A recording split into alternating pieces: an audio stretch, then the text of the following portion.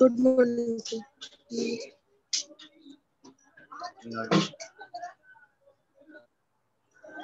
Good morning sir.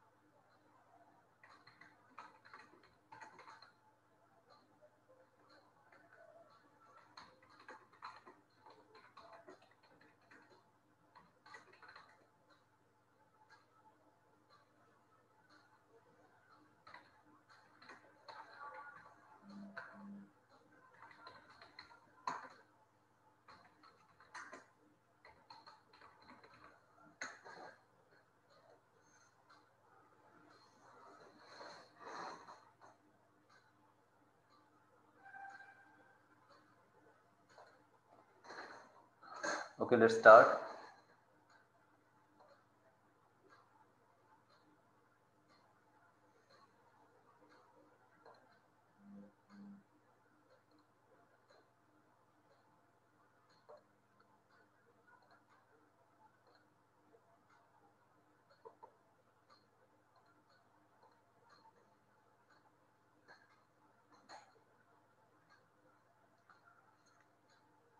तो अभी तक हम लोगों ने बात की है about the environment of the organisation. Environment में हम लोगों ने बात की है about the internal environment as well as the external environment. External environment के बारे में हम लोग जब बात कर रहे थे तो we have talked about different tools for the analysis of the external environment for scanning the external environment. अलग अलग tools देखे थे, Bolton's matrix, Quest, and the most important one was ETOP or the environmental threat opportunity profile. तो और strategic management की जो definition भी हम लोगों ने देखी थी उसमें हम लोगों ने ये समझा था कि स्ट्रेटेजिक मैनेजमेंट और बेसिकली स्ट्रेटेजी का मतलब है कि हम इंटरनल और एक्सटर्नल एनवायरनमेंट में एक कॉन्ग्रुएंस इस्टेब्लिश करें। इंटरनल जो हमारी स्ट्रेंथ्स और वीकनेसेस हैं और एक्सटर्नल जो अपॉर्चुनिटीज और थ्रेट्स हैं उनको दोनों को एक साथ लेकर के चला जाए अगर, तो यही स्ट्रेटेजिक मैनेजमेंट का पर्पस है। तो इसका मतलब हुआ कि हमें एक्सटर्नल एनवायरनमेंट को भी स्टडी करना होगा और अपनी इंटरनल स्ट्रेंथ्स और वीकनेसेस को भी समझना ज़रूरी है। तो हमने एक्सटर्नल एनवायरनमेंट के बारे में बात किया हुआ है, उसको हम कैसे एनालाइज करेंगे वो हमने देखा, उसके लिए टूल देखे।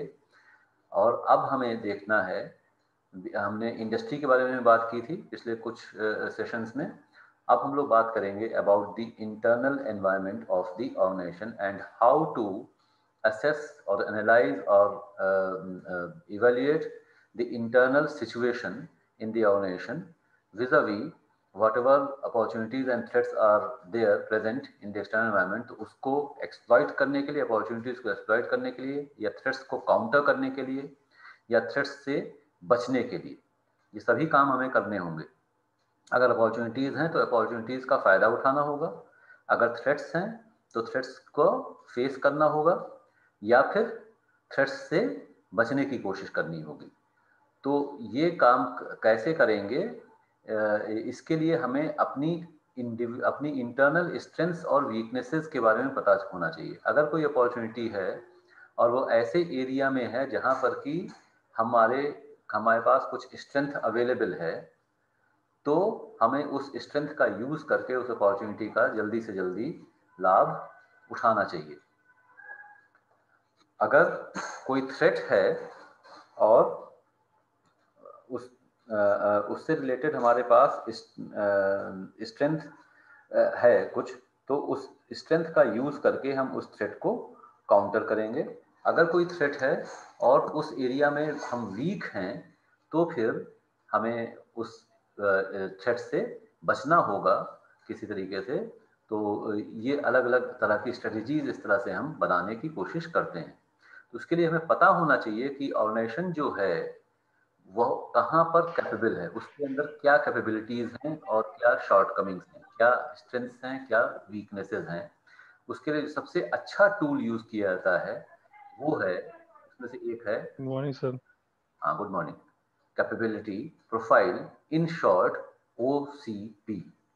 और इसी को यूज करके फिर आगे हम और भी कुछ टूल यूज करते हैं। तो ये दो टूल्स हम लोग देखेंगे, एक देखेंगे organisational capability profile in short OCP, और दूसरा देखेंगे strategic advantage profile in short SAP। तो इंटरनल एनालिसिस के लिए हम इन दो टूल्स को समझेंगे कैसे यूज किया जाता है। और जब हमने ETOP बना लिया, OCP बना लिया और SAP बना लिया, इन तीनों को जब हम कॉन्स्ट्रक्ट कर लेते हैं, इन तीनों को बना लेते हैं, उसके बाद नेक्स्ट स्टेप में हम स्ट्रेटजीज बनाने की कोशिश करते हैं इनको मैच करके। तो to start with we will talk about organisational capability profile. Basic structure इसका भी कुछ कुछ वैसा ही है जैसा कि ETOP का होता है। तो it is also drawn in the form of a chart. The strategists are required to systematically assess the various functional areas. Functional areas क्या होते हैं? What is the meaning of functional areas in the context of an organization or a business organization or management? Management के अलग अलग functional areas की अगर हम बात करें तो इसमें क्या आएगा, शायद हमने पहले भी एक बार इसके बारे में बात की।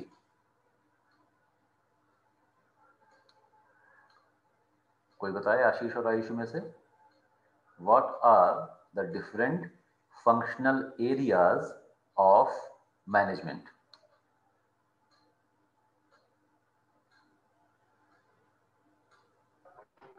सर फंक्शनल एरियाज में जैसे ऑपरेशन आ जाता है, मैनेजमेंट में फिर उसके बाद से सर रिक्रूटमेंट आ जाता है, हाँ और प्रोडक्शन आ जाता है, हाँ क्वालिटी मैनेजमेंट आ जाते हैं। तो ये सारी चीजें फंक्शनल एरिया। फाइनेंस, हाँ, और फाइनेंस आ जाता है। Finance, marketing. बिल्कुल बिल्कुल बिल्कुल, वही वही चीजें बोल रहे हैं, थोड़ा नाम अलग अलग यूज किया आप लोगों ने। ब्रॉडली अगर हम बिल्कुल जो बेसिक नॉमेनक्लेचर जो यूज करें तो finance, marketing, HR and production, ये चार ही चीजें होती हैं। बाकी इनके सब डिविजन्स हो सकते हैं। तो हम क्वालिटी की बात कर रहे हैं तो वो भी कुछ हद तक प्रोडक्शन में ही आ जाएगा। मटेरियल्स मैनेजमेंट की भी बात कर रहे हैं तो प्रोडक्शन से रिलेट हो जाएगा। परचेजिंग भी उसी का पार्ट हो गया। एडवर्टाइजिंग की बात करें तो मार्केटिंग के अंदर आ जाएगा। डिस्ट्रीब्यूशन की बात करें तो वो भी मार्केटिंग के अंदर से रिलेट हो जाएगा। ठीक है, recruitment come under HR। Mute रखिए, म्यूट रखिए, आप लोग जब बोल रहा हूँ तब म्यूट करिएगा। तो फंक्शनल एरियाज हो गए HR, फाइनेंस, मार्केटिंग, प्रोडक्शन। इसके अलावा R&D भी हो सकता है, IT हो सकता है, इंफॉर्मेशन टेक्नोलॉजी से रिलेटेड हो सकता है, MIS वगैरह हो गया, और एक जनरल मैनेजमेंट का एरिया भी हो सकता है। तो ये सब अलग अलग फंक्शनल एरियाज हो गए। तो स्ट्रेटेजिस्ट जो होगा, they are required to systematically assess the various functional areas and subjectively assign values to the different functional capability factors as well as sub-factors along a scale ranging from either -5 to +5 or -3 to +3। मतलब कि हमने अलग अलग functional areas के, for example मान लीजिए financial management को ले लिया। फाइनेंशियल मैनेजमेंट में हमारे ऑर्गेनाइजेशन के अलग अलग जो फैक्टर्स और सब फैक्टर्स होंगे, कई सारे हो सकते हैं। हमारे पास जो फाइनेंशियल रिजर्व्स अच्छे हैं, ये हो सकता है। हमारे जो क्रेडिटर्स हैं उनसे हमारे रिलेशंस अच्छे हैं, ये हो सकता है। इस तरह से अलग अलग फैक्टर्स हो सकते हैं। तो और वो कितना अच्छा है कितना बुरा है, उसके लिए हमने स्केल बना ली। ठीक है, ये तरीका वैसा ही है, इसका मतलब जैसा ETOP में है। ETOP में हमने क्या किया था कि जो एक्सटर्नल एनवायरनमेंट है उसके अलग अलग जो सेक्टर्स हैं उनमें अलग अलग हमने सब फैक्टर्स निकाले थे। बस डिफरेंस क्या था कि उन सब फैक्टर्स को फिर हमने या तो देखा था कि फेवरेबल है या अनफेवरेबल है या न्यूट्रल। यहाँ पर हमने थोड़ा सा उसको चेंज किया कर दिया कि अगर फेवरेबल है, अगर अच्छा है, अगर स्ट्रेंथ है तो कितनी बड़ी स्ट्रेंथ है, +1, +2, +3, +4, +5, ऐसे कर सकते हैं। अगर वीकनेस है तो कितनी बड़ी वीकनेस है, -1 सबसे यानी कि वीकनेस तो है लेकिन बहुत ज्यादा बड़ी वीकनेस नहीं है। -5 या -3 अगर कर रहे हैं तो काफी बड़ी वीकनेस हो गई। और अगर ना तो वीकनेस है ना तो स्ट्रेंथ है तो हम उसको 0 कर सकते हैं। तो थोड़ा सिंपल रखने के लिए -3 to +3 की स्केल यूज की जा सकती है।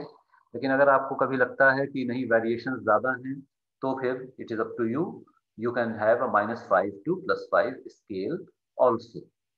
A detailed OCP may therefore run into several pages, क्योंकि आपके जो सब फैक्टर्स हैं, कैपेबिलिटी फैक्टर्स और सब फैक्टर्स वो बहुत सारे हो सकते हैं ऑर्गेनाइजेशन के अंदर। तो it may run into several pages where each of the sub factors constituting the different functional capability factors can be assessed। एक एक को अलग अलग लेकर के हम उसको असेस कर सकते हैं। अभी कुछ एग्जाम्पल्स देखेंगे इसमें। तो जो अभी आप लोग नाम ले रहे थे, कुछ हमने बोले थे, तो उन सब एरियाज में, सारे फंक्शनल एरियाज में हमें कैपेबिलिटी फैक्टर्स आइडेंटिफाई करने पड़ेंगे। Financial capability factors, marketing capability factors, operations और प्रोडक्शन कैपेबिलिटी फैक्टर्स, पर्सनल और HR capability factors, information management और आईटी कैपेबिलिटी फैक्टर्स, और जनरल मैनेजमेंट कैपेबिलिटी फैक्टर्स। इसके अलावा भी कुछ और एरियाज अगर हैं या किसी पर्टिकुलर ऑर्गेनाइजेशन में कोई पर्टिकुलर एरिया उतना ज़्यादा अलग से प्रोमिनेंटली नहीं है तो हमें इसमें कम ज़्यादा भी किया जा सकता है। ये कोई हार्ड एंड फास्ट नहीं है कि ये 6 चीज़ें ही, ये 6 सेक्टर्स या 6 जो एरियाज, फंक्शनल एरियाज हैं, यही हमेशा हम लोग यूज करेंगे। It is not absolutely fixed. It is up to, it may differ from organization to organization। तो वो इसमें और ये तो जस्ट अ मोमेंट, इसका मैं ढूंढ लूँ। इसमें आगे भी कुछ और मैंने बनाया होगा, थोड़ा डिटेल में इसको देखना पड़ेगा।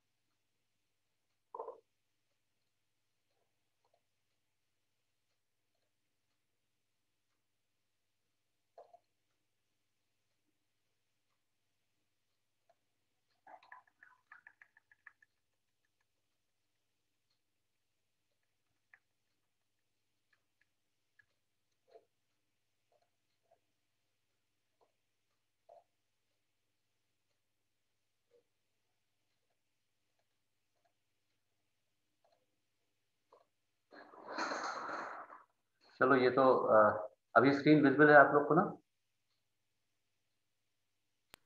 Yes sir. तो अभी फिर ओसीपी के बारे में और आगे तो नहीं कुछ मेरे पास में ढूंढने मिल नहीं रहा है।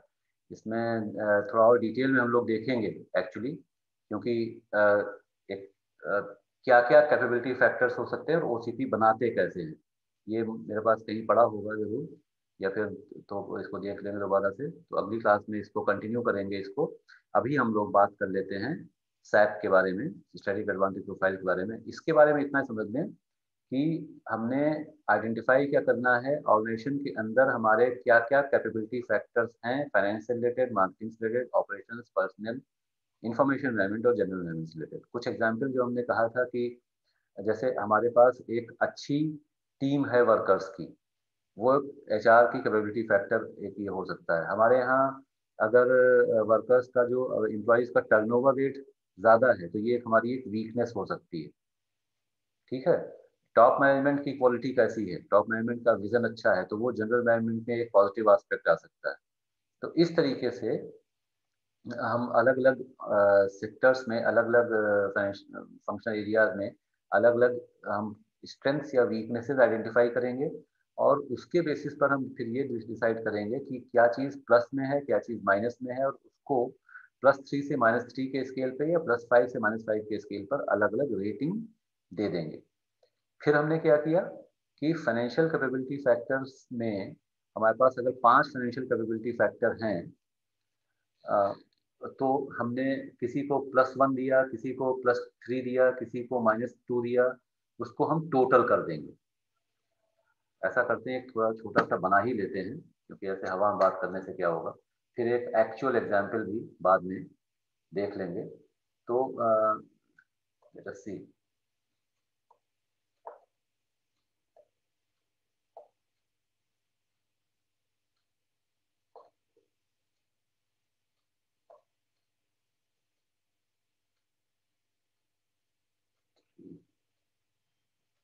Okay,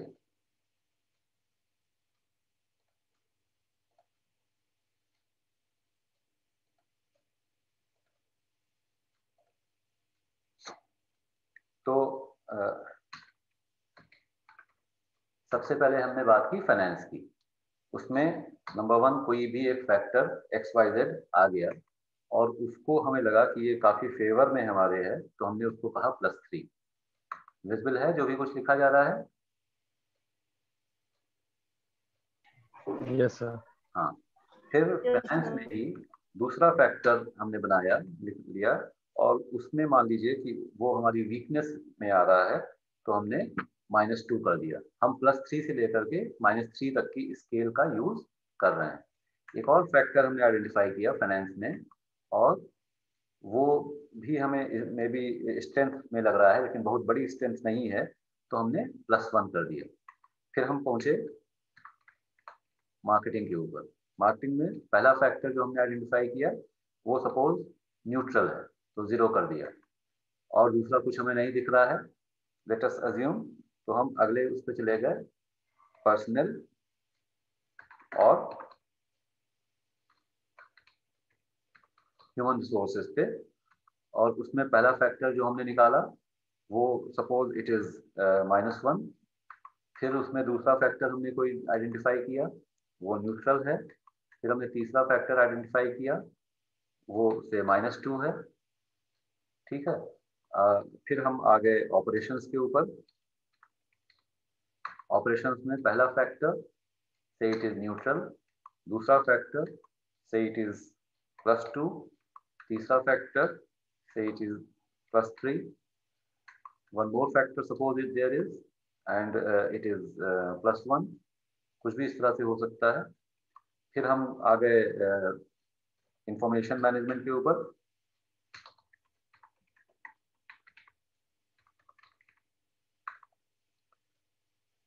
factor number 1 it is से -3, एक ही फैक्टर है, लेट अस अज्यूम। फिर हम आ गए जनरल मैनेजमेंट के ऊपर।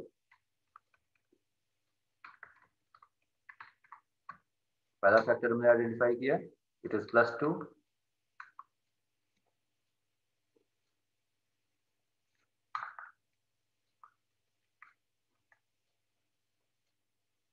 Second factor say it is -3, third factor say it is again -3, fourth factor let us say it is +1।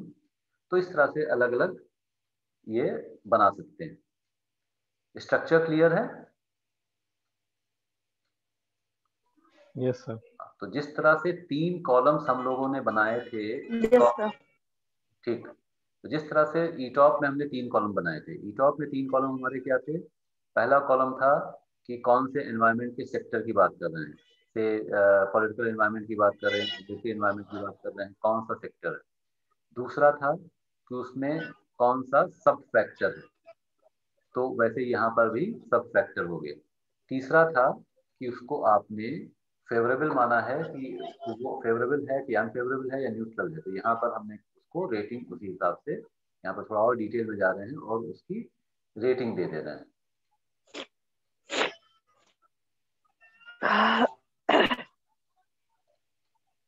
Mute कर लीजिए।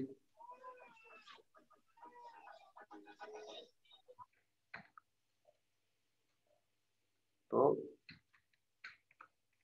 फंक्शनल एरिया हो गया, सब फैक्टर हो गया और रेटिंग हो गई। इस तरीके से टेबल हमारी बन जाएगी। अब हम क्या करेंगे कि इसको टोटल कर लेंगे और उससे पता चलेगा कि किस एरिया में हमारी वीकनेस है, किस एरिया में हमारी स्ट्रेंथ है। तो एक हमने फाइनेंस के लिए मान लीजिए, हाँ, फाइनेंस का टोटल कितना हो गया, केवल फाइनेंस को देखें तो +3 +1 4 हो गया और उसमें से -2 हो गया, तो 2 बचा। ठीक है ना?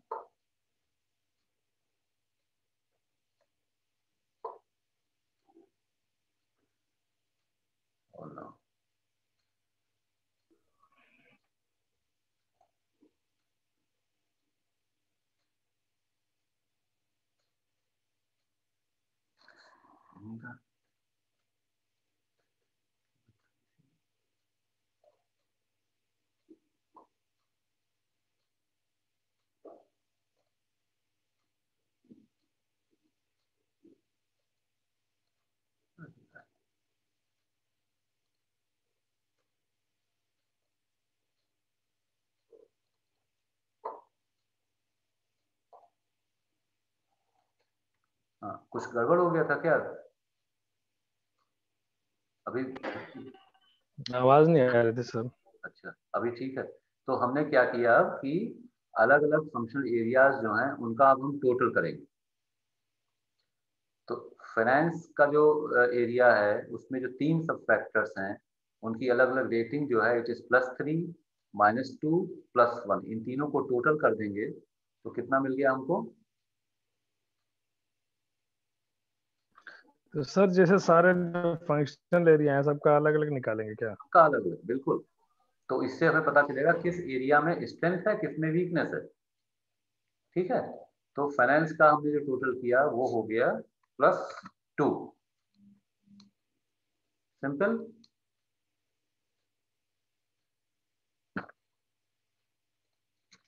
कोई दिक्कत इसमें? नहीं सर।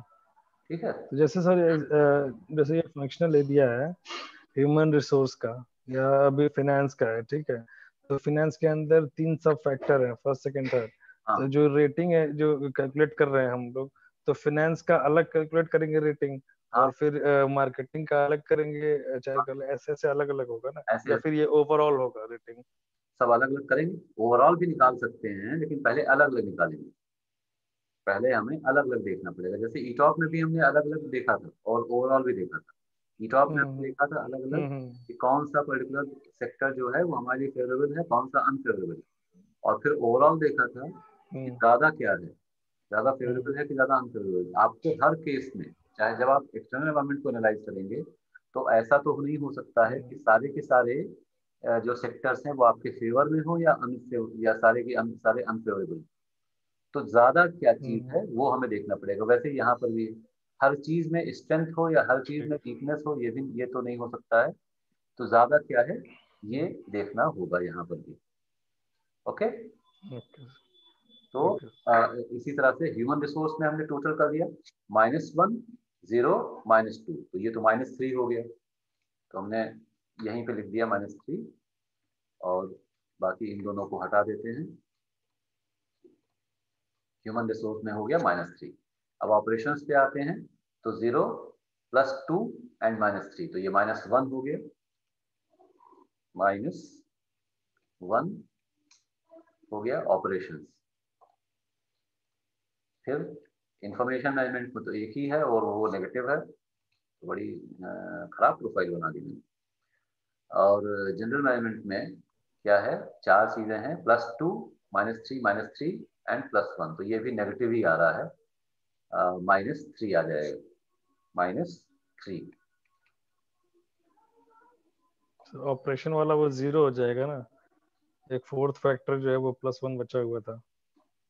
एक मिनट, ऑपरेशन पीछे देख लेते हैं। ऑपरेशन में 0 +2 -3 +1, इसको नहीं जोड़ा था हमने, तो ऑपरेशन में 0 होगा, बिल्कुल ठीक, ऑपरेशन में 0 होगा, ये जोड़ा ही नहीं है। तो ये मिल गई हमको उसकी समरी, ठीक है। पहले जो हमने बनाया, यहाँ पे जो हम बना रहे हैं वो हर फंक्शनल एरिया के लिए सब फैक्टर्स आइडेंटिफाई किए और सब फैक्टर्स आइडेंटिफाई करके उसके बेसिस पर उन सब फैक्टर्स की हमने रेटिंग कर दी। स्केल है +3 to -3 और इस तरह से हमने उनकी रेटिंग कर दी।